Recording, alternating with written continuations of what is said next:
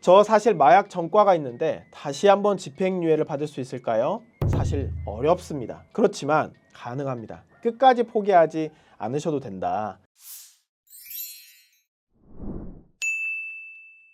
안녕하세요. 오늘은 마약 사건에 있어서 최근에 가장 많이 문의를 주시는 사건 내용 중 하나인 바로 저 마약 전과가 있는데 다시 한번 집행유예 선처를 받을 수 있을까요? 라고 물어보시는 사건들이 정말 많습니다. 그래도 충분히 법적으로 가능하기 때문에 끝까지 포기하지 않으셔도 된다. 충분히 가능합니다. 저희 한번 노력해 보시죠.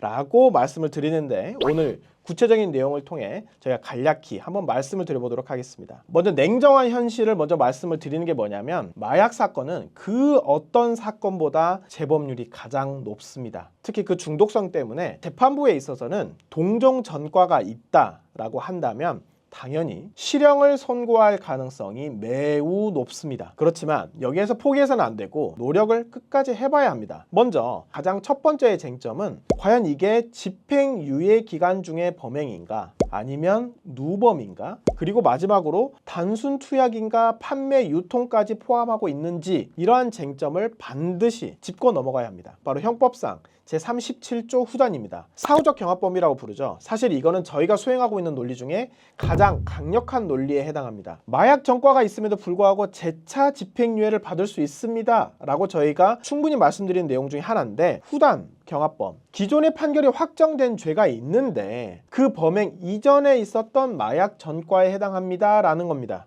제가 한번 봐볼게요. 실제 승소 사례입니다. 서울 남부지방법원이고요. 보험 사기죄로 이미 집행유예를 받았어요. 심지어 마약 사건이 아니었습니다. 그런데 그 마약 사건에 있어서 그 이전에 이 필로폰과 대마의 범행이 적발이 되었고 그걸로 기소가 되었다는 겁니다. 사실 확정된 죄가 있는데 이 확정된 죄와 저희 사후적 경합범은 뭘까요? 아주 단순하게 얘기하면, 판사님 저 사실 제가 그때 집행유예 받지 않았습니까? 그 받을 때 이 마약 사건도 동시에 제가 재판을 받았다 한다면 저 집행유예 받을 수 있었습니다 라고 말을 하는 겁니다. 그렇다고 한다면 이걸 주장하기 위해서는 기존의 판결을 받았다라는 사건과 새롭게 수사가 되고 있는 마약 사건에 대해서 모든 형량을 분석을 한 다음에 이 사건이 여기에 합쳐져도 충분히 가능하다라는 것을 판례를 통해 입증하는 것입니다. 자, 구체적인 판례 문구입니다. 마약 범죄는 개인의 육체와 정신을 피폐하게 한다. 중대 범죄로 이어집니다. 그렇지만 이 당사자에 대해서는 판결이 확정된 후단 경합범이 있어서 다시 여기에 대해서 형량을 결정한다 라고 판결 문구가 되어 있죠. 따라서 과거에 내가 판결을 받았다라고 할지라도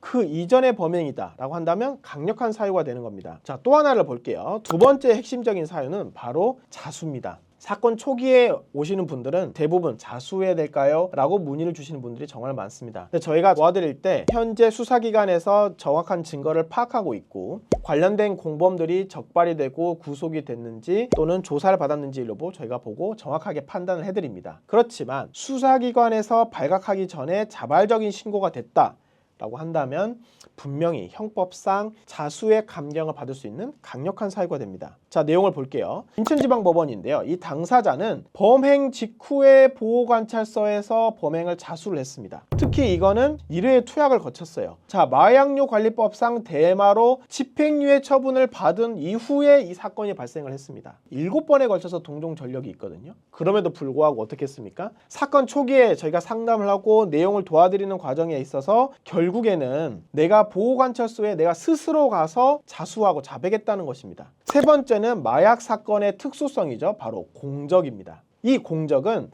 단순한 투약을 넘어서서 상선이라고 할 수 있죠. 판매 유통 관계를 적발할 수 있도록 중요한 수사 협조를 한다. 이거는 특별 감경 사유가 되는 겁니다. 마약 사건의 특수성이 있죠. 나 말고 많은 사람들이 이 사회에서 마약에 중독되지 않도록 사회에 기여를 하는 것입니다. 자, 판례를 보겠습니다. 현재 사건은 단순 투약에 대해서 매수에 그쳤을 뿐만 아니라 특히 A는 적극적으로 수사에 협조하여 공범들을 검거하는 데 큰 도움이 되었고 재판 진행하던 중 피고인 B의 소환 절차에서도 적극적으로 협조하였던 것이 유리한 정상이다 라고 판결에 명시하고 있습니다. 오늘 제가 말씀드렸던 내용, 법적으로 사후적 경합범이다. 두 번째, 사건 초기에 자발적으로 내가 범행에 자수한다. 세 번째, 마약 사건에서 내가 공적을 쌓는다. 여러분, 이 사건에 있어서 단 하나가 작용하는 것이 아니라 위와 같은 사유들이 결국에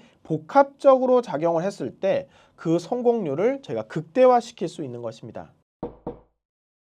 저 사실 마약 전과가 있는데 다시 한번 집행유예를 받을 수 있을까요? 사실 어렵습니다. 그렇지만 가능합니다. 따라서 절대 제가 사실 마약 전과가 있어요 라는 내용으로 포기하지 마시고 사회에 기여를 한다면, 수사에 기여를 한다면 다시 한번 집행유예를 받을 수 있다는 것을 명심하시고, 도움이 필요하신 분들은 언제든지 저희 법무법인 A파트로 말씀 주십시오. 감사합니다.